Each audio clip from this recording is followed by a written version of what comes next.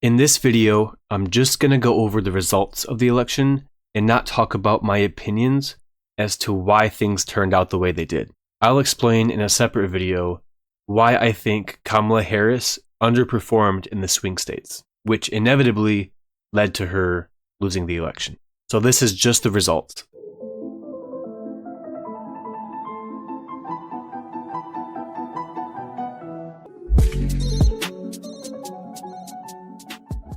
The first thing I'll say is the most obvious, and that's that Donald Trump beat Kamala Harris. Right now, he has 301 electoral votes. Harris is 226. They're not quite done counting in California or Arizona, but California was already called for Harris, and Arizona, I think they're about to call it for Trump. So in the end, Trump will have 312 and Harris will have 226. Now, to address the elephant in the room, a lot of people were off on their predictions, including myself. I predicted that Kamala would win 292 to Trump's 246 electoral college votes. I had Kamala winning Pennsylvania. I had her winning Michigan and Wisconsin, although in my prediction, I said that that Trump could likely win either Wisconsin or Michigan. The margins in these blue wall states, Wisconsin, Michigan, Pennsylvania, were razor thin. I think Donald Trump won by 30,000 votes in Wisconsin, 0.9%, less than a percentage point. In Michigan, he won by just over 1%. Pennsylvania, by about 2%. So if the scales were tipped just a little bit, Kamala wins all three states and she wins this election comfortably. But that's not what happened. I'm going to give my opinion as to why this result turned out the way it did in the next video. And there's a lot to say about it. There's a lot to say about what went wrong for the Democratic Party and for the Harris campaign. A couple other states that played major roles in this election. Obviously, Georgia, a state that Biden won by a little bit in 2020. Georgia wasn't expected to go to Harris because the polling showed that Trump had a 1 to 2 point lead in Georgia leading up to the election. So not a huge surprise that he won that. Trump ended up winning by 2%. North Carolina, another swing state that both campaigns needed to win. Trump won by about 3.5%. Arizona hasn't technically been called yet, but Trump has a decent lead, and I think he'll sustain that lead and win that state. Iowa, so there was a poll that came out just days prior, the Seltzer, which is a very accurate poll over the last 12 to 15 years. And that poll said that Harris had a 3-point lead in Iowa. Trump won by just under 14 points. So I'm not sure what happened with that polling. Trump won Nevada as well, another swing state that Harris needed, but didn't campaign much at. So another important fact about this election was that Kamala Harris underperformed other Democratic candidates in statewide elections across the state. For instance, if you look here, this is key. The top right here, the Democrat Elissa Slotkin, female Senate candidate, won Michigan, but Kamala Harris, female Democrat presidential candidate, lost Michigan. Same at the bottom right here, Tammy Baldwin, female Democratic Senate candidate in Wisconsin, won, but Kamala lost Wisconsin. So voters in Wisconsin and Michigan were more than ready to vote for female senators, but less Democrats voted for the female presidential candidate. Very interesting. And in the next video, I'm going to talk about why that is, what the Harris campaign specifically did wrong, and what they need to do going forward to make sure that this doesn't happen again. Because if Trump ends up winning Nevada when the votes are all settled, they might call this a landslide victory for Donald Trump. So the Democrats have to change something. And looking at all the results, there really is not a specific region where Harris overperformed anywhere.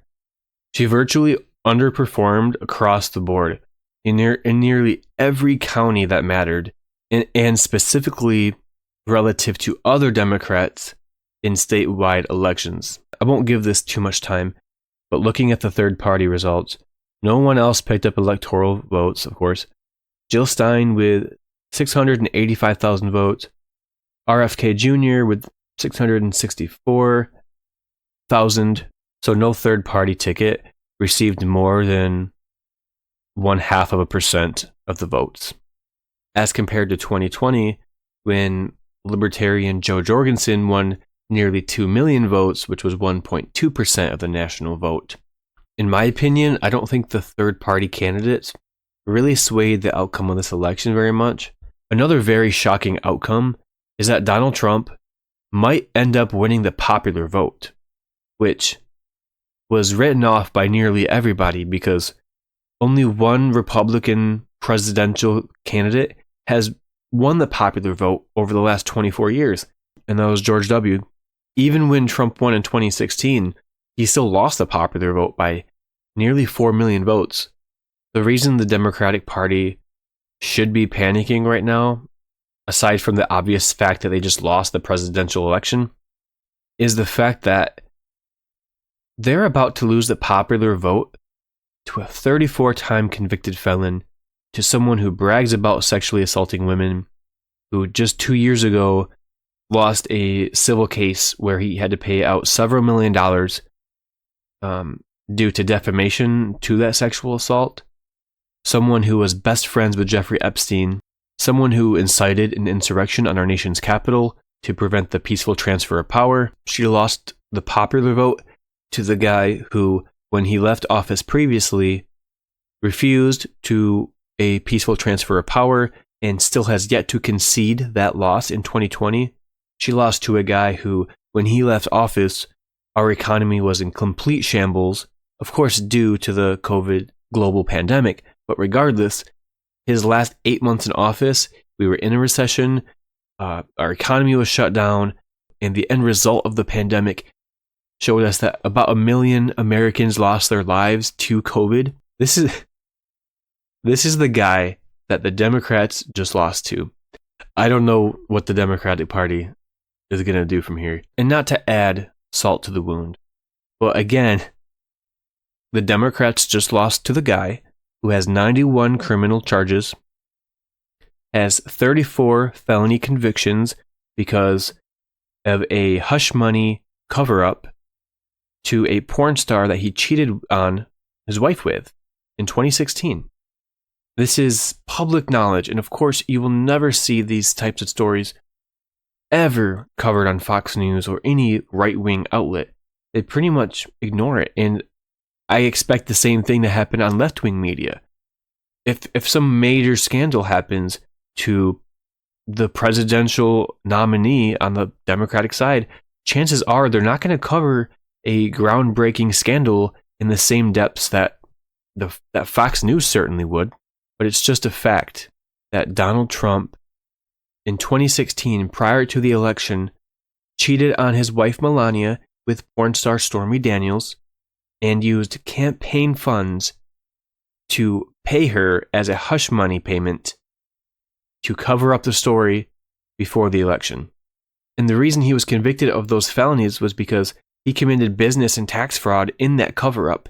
And the key part is that it all was to influence the outcome of a presidential election, which is a felony.